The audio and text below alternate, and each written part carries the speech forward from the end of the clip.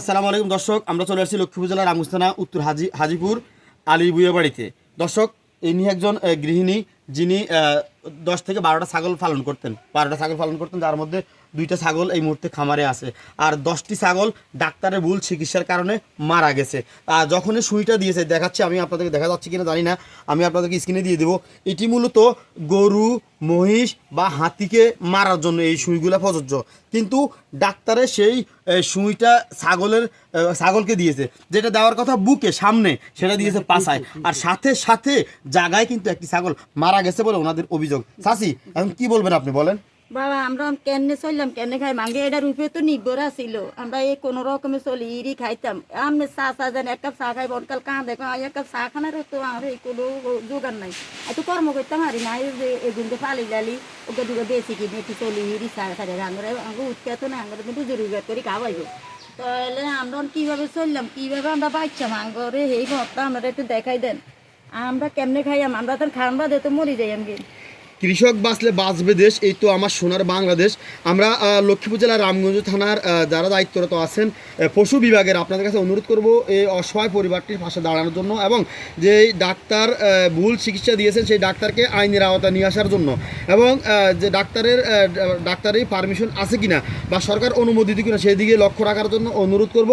কারণ একটা ভুল চিকিৎসা পুরো একটি পরিবার শেষ হয়ে গেছে দর্শক। তাই সবাইকে অনুরোধ করবো ভিডিওগুলো শেয়ার করার জন্য। দেখতে পাচ্ছেন এই ঘরটিতে ছাগলে ভরপুর ছিল, এখন কোনো ছাগল নেই, সবগুলো ছাগল কিন্তু মারা গেছে। একটা ছাগলের দাম ছিল, বড় ছাগলটার দাম কত ছিল চাচা? 1,40,000।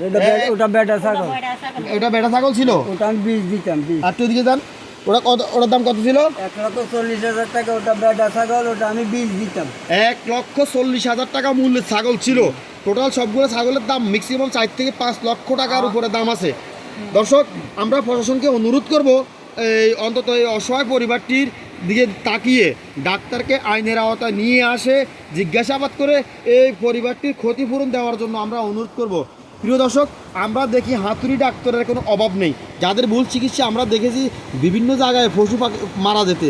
তাই আমরা অনুরোধ করব সবাইকে ভিডিওগুলো শেয়ার করার জন্য এবং অসহায় পরিবারটির পাশে দাঁড়ানোর জন্য। আমি এটার ক্ষতিপূরণ চাই এবং বিচার চাই। আমি প্রশাসনের কাছে এটা বিচার চাই, সাহায্য চাই। আমরা কেমনে খাইয়াম? আমরা কিভাবে খাইয়াম? আমরা দুজনে আমরা সম্বল ছিল, আমরা দুজনে কি খাইবা ইচ্ছাম, কেমনে খাইয়াম? আঙ্গুর জিরা আছে, এই ছাগলের উপরে আঙ্গুর নির্ভর আছিল। জিগরে আইতো যাইতো খাইতো, অন জিগরে তো আমরা চাইতে হাইতাম না। জিরা আর বাইতো না আইব জানা কইতুন খাওয়াইম জিগরে নাই না তুরাই আমরা কইতুন খাওয়াইম। আঙ্গুর তো এরুজি নাই, বুড়া মানুষ আজও যাইতো হারে না, কর্ম যাইতে হারে না, কোনো রকম ছাগল চলতো হিটতো। আর আল্লাহ বিল্লা করতো হাসতো না নামাজ হতো। কারণ আঙ্গুর কেমনে আমরা একটু সাহায্য করবেন, আমরা আপনার কাছে সাহায্য চাই, দয়া করি আঙ্গুর সাহায্য করে।